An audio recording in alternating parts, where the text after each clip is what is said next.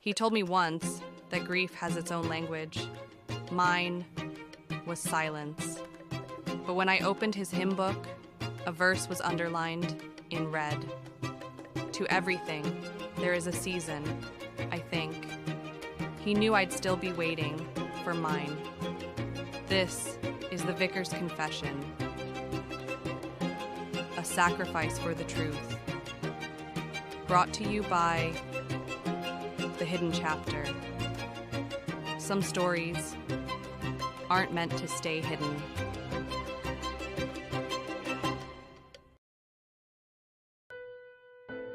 We returned to Dunsmere, but not the same village we left behind. The snow fell heavier this year, and so did the silence. After Reverend Bell's death, something shifted. People locked their doors earlier. They whispered more carefully. And the chapel stood colder than ever. But Olivia didn't leave. She stayed, with questions that wouldn't let her sleep, and a letter that refused to be forgotten. What you're about to hear was never meant for the public.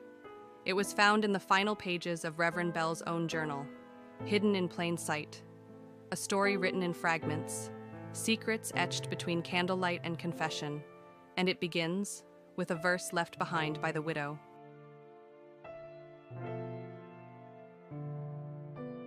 The morning after the snowstorm, Olivia stepped outside for the first time in 3 days. The sky was a frozen canvas, white, empty, waiting. She didn't wear gloves, didn't close her coat. The cold bit into her skin like truth cutting through silence. She breathed in the scent of smoke, melting snow, and something older. Her boots crunched over fresh snow as she walked the path to the chapel. No bell rang anymore. The silence had a sound of its own, but something pulled her forward. Not duty, not grief. The letter, still folded in her coat pocket, like it was breathing. Inside the chapel, the air was thick with wax and wood.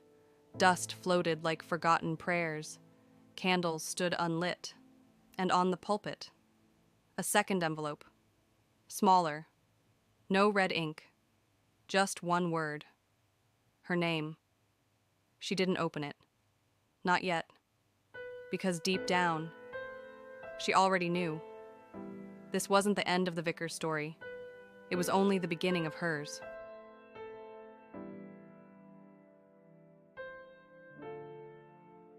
Her name was written on the envelope, but the letter inside wasn't really meant for her. Still, it spoke to her in ways no one else could have heard. And with every line, the chill inside her grew colder than the frost outside.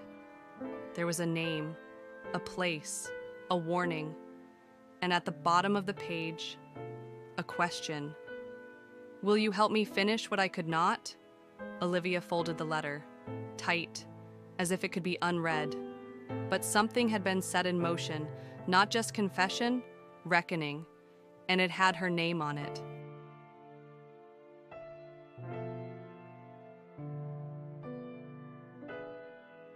She sat by the fire that evening, the letter still in her lap. She couldn't stop tracing the name, not hers, but one that stirred something. Abigail March. A woman no one in Dunsmere had mentioned in years. But the journal, the Vicar's journal, it spoke of her. Written like a man haunted. One passage caught Olivia's breath. If she ever returns, tell her the key is beneath the roots. Roots? What roots? She scanned the page for more, but the ink ran dry, literally. The words faded, like the writer had stopped mid-thought, or lost his nerve.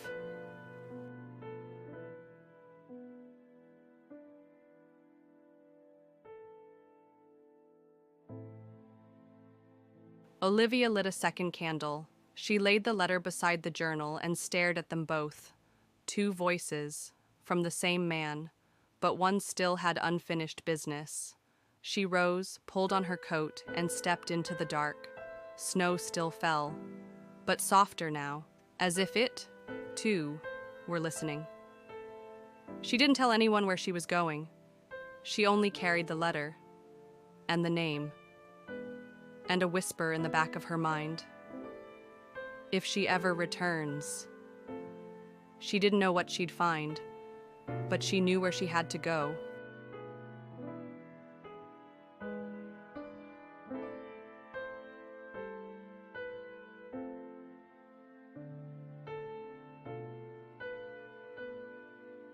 She didn't wait for morning. She couldn't.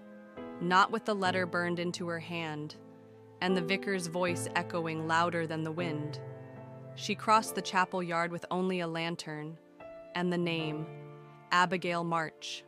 The forest didn't greet her. It warned her, bare branches like fingers, reaching, grasping. A single path twisted beneath her feet, roots clawed through the snow. They weren't just part of the forest, they were the forest's memory.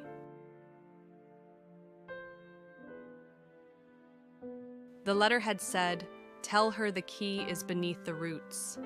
But she'd never imagined they meant that literally. She found the place, where the earth didn't look quite natural, snow disturbed. The roots, swollen and gnarled, clung to something deeper than soil. She knelt. She dug. Her breath clouded like confession in the cold. And then, her hand struck something solid, not stone, not bone, wood, old, rotting, a box. It took both hands to pull it free, wrapped in linen, tied with what might have once been a rosary or a warning.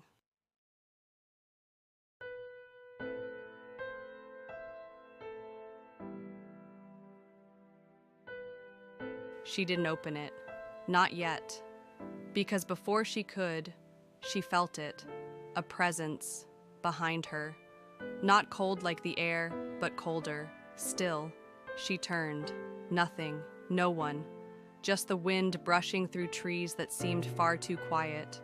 She wasn't alone, and whatever she had just unearthed, someone else had buried it for a reason. She held the box to her chest and listened. For anything. For everything. But the forest held its breath.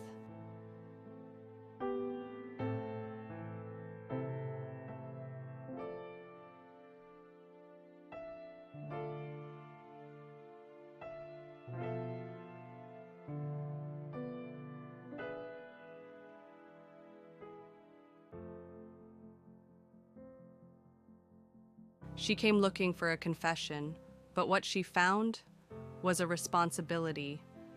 And now that she knows, she has a choice. What would you do with the truth if it came to you in secret? Would you protect it or reveal it, even if it shattered what was left? Have you ever carried something someone else buried? A secret, a burden, a truth that didn't belong to you until it did?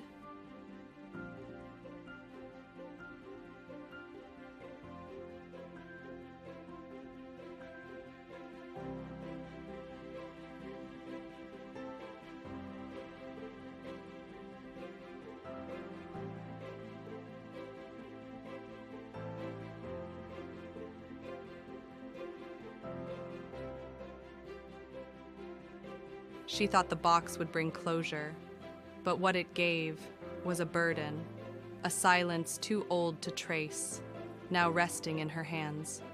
Some truths come like wind, some come like stone. This one came like weight, not cruel, just honest. Olivia didn't choose this story, it chose her. The moment she read the line in red, the moment she stood in the chapel again. She was no longer a witness, she was a keeper of pages, of voices, of names that never asked to be forgotten. So now we ask you, have you ever carried something that wasn't yours, but somehow became yours to hold? A memory, a silence, a name you never said out loud, but still carried? Would you protect it or bring it into the light, even if it meant the silence would never return? The vicar's confession wasn't the end, it was the door, and now it's open, and something else is stirring. Not just guilt, not just memory, but something older, something waiting where the river bends, something left, unfinished. Sometimes the weight we carry isn't a punishment, it's a calling, to uncover, to speak, to name what was silenced, before it's forgotten again. If this story stirred something in you, don't bury it, even if it's small, even if it's soft. Truth doesn't need to shout, it only needs to be spoken.